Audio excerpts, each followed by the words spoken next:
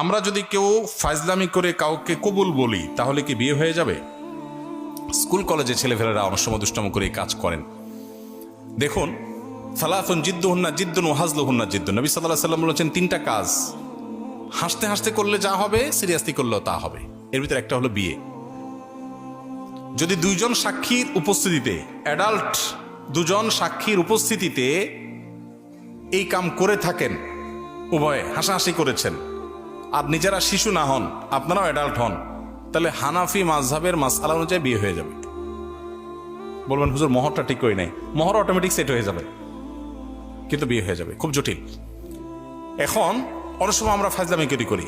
এখন কেউ নাটক সিনেমাতে অভিনয় করার জন্য করছে, সেটাও যদি দুজন সাক্ষীর সামনে করে, ওই ব্যাকল জানে না, যদি আবিয়াত্ত হয়ে থাকে বিয়ে হয়ে যাবে, আর যদি বিবাহিত হয় তাহলে তার কোনো উপায় নেই। তো শরীয়তের এই মাসালাগুলো নিয়ে তামাশা করা যাবে না, এগুলো সিরিয়াস ইস্যু। আমার 2 বছর বয়সী পুত্র সন্তান সারা রাত একটুও ঘুমায় না, খুব কান্নাকাটি করে, বাড়িতে সবাই অসুস্থ হয়ে পড়ছি না ঘুমিয়ে। এখন করণীয় কি? ভালো কোনো রাকি শরণাপন্ন হবেন। আমার অফিসে রুকিয়ার জন্য শত শত মানুষের সিরিয়াল। আমি বারবার করে বলি, ভাই আমি কোনো রাকি না, রুকিয়া করা আমার কাজ না, আমার নিজের রুকিয়ার জন্য আমি অন্য রাকিদের সহযোগিতা নেই।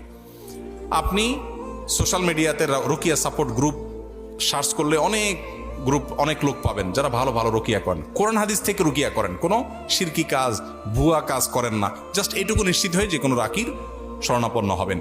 একেবারে সবচেয়ে সহজ যেটা, অনেক বই আজকাল বের হয়েছে, সেলফ রুকিয়া, নিজে নিজে রুকিয়া করবেন কিভাবে। শুধু কোরআন কারিমে আয়াত পড়ে আয়াতে শিফা পড়ে আপনি চিকিৎসা গ্রহণ করতে পারেন। সায়েন্সের এই যুগে এখানে অনেক সায়েন্সের ছাত্র আছেন, আপনাদের কাছে মনে হতে পারে যে ভাই কোরআন আয়াত পড়বো আর ট্রিটমেন্ট হয়ে যাবে। হ্যাঁ, কোরআন আয়াত পড়বেন আর ট্রিটমেন্ট হবে। বলে তাহলে হসপিটালের দরকারটা কি? নবী করিম সাল্লাল্লাহু আলাইহি সাল্লাম মানুষ অসুখ হলে তাকে চিকিৎসা গ্রহণ করতে বলেছেন, নির্দেশ করেছেন যে তোমরা চিকিৎসা গ্রহণ করো। এট এ টাইম একজন মুসলমান তিনি আল্লাহর কাছে দোয়াও করবেন। এই রুকিয়াটা হলো পার্ট অফ দোয়া। আপনি দুইটাই সমান্তরালভাবে করবেন।